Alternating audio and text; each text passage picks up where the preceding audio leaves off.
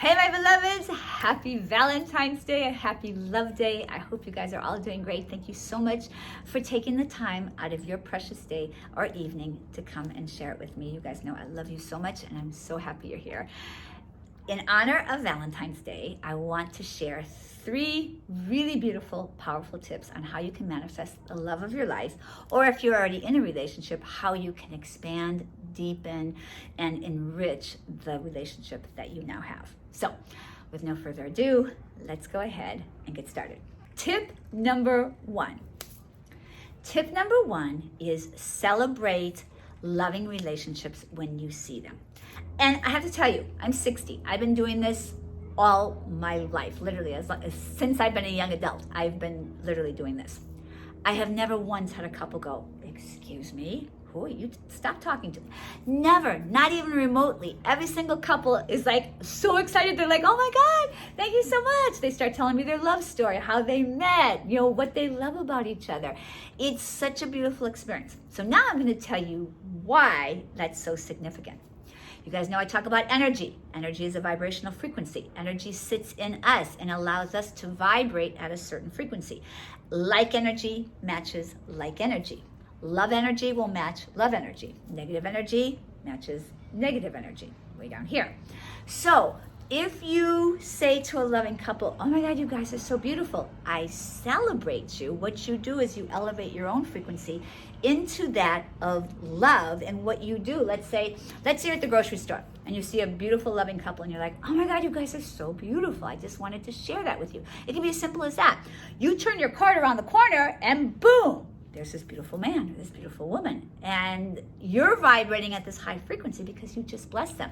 He or she's already vibrating at this high frequency. That's why you're attracted to them. And all of a sudden you're like, "Hello." He or she says, "Hello, how are you?" "Oh, wow." You start, "What kind of food? Oh, what are you eating? Oh, what are you doing?" And da-da.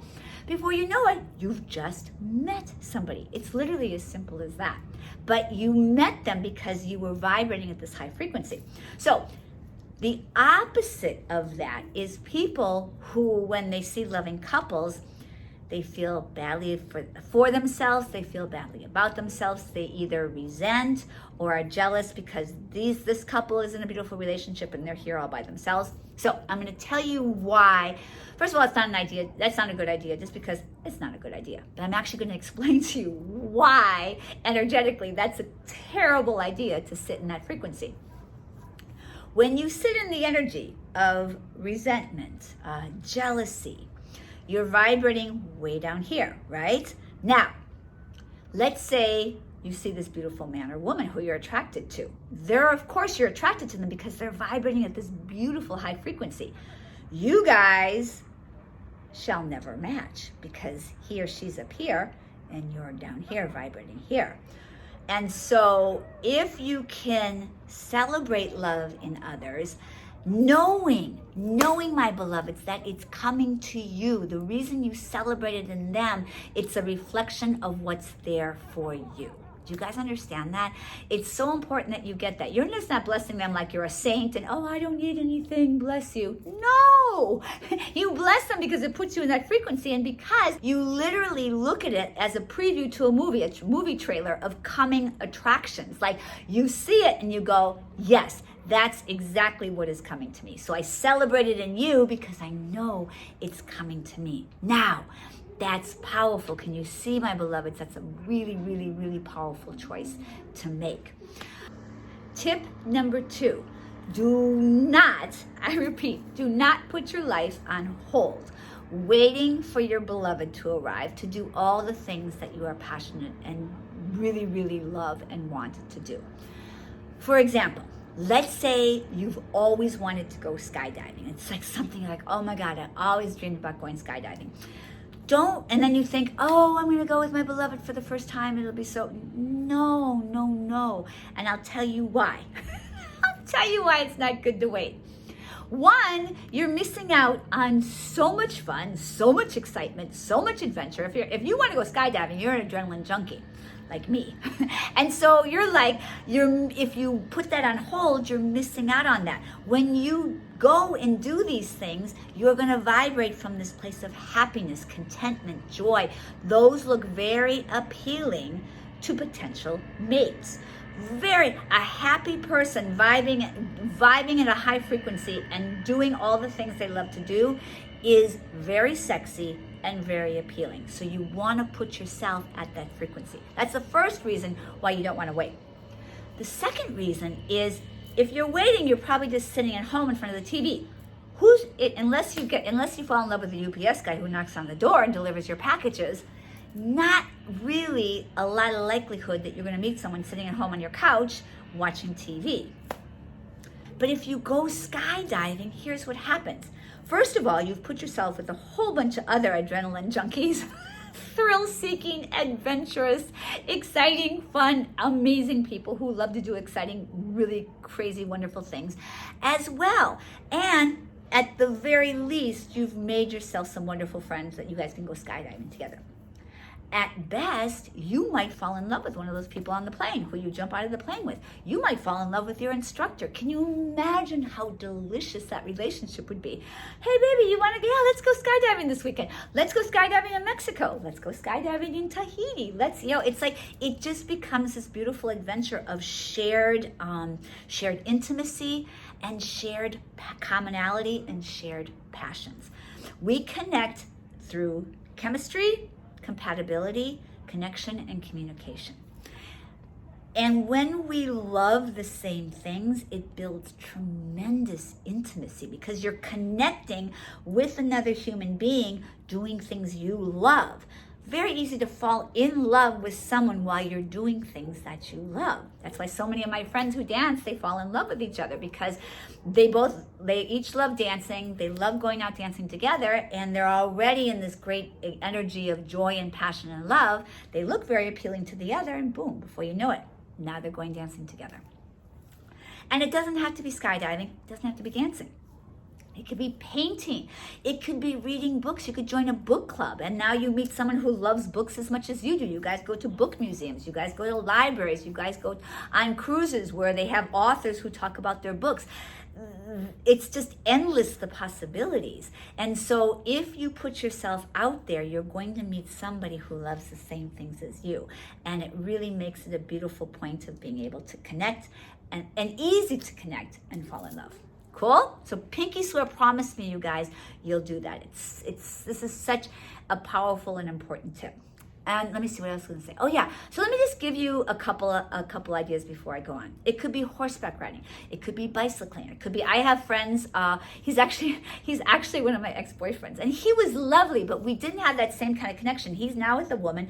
He does triathletes. They travel all around the world together. He does triathletes. She does triathletes, and they do it together.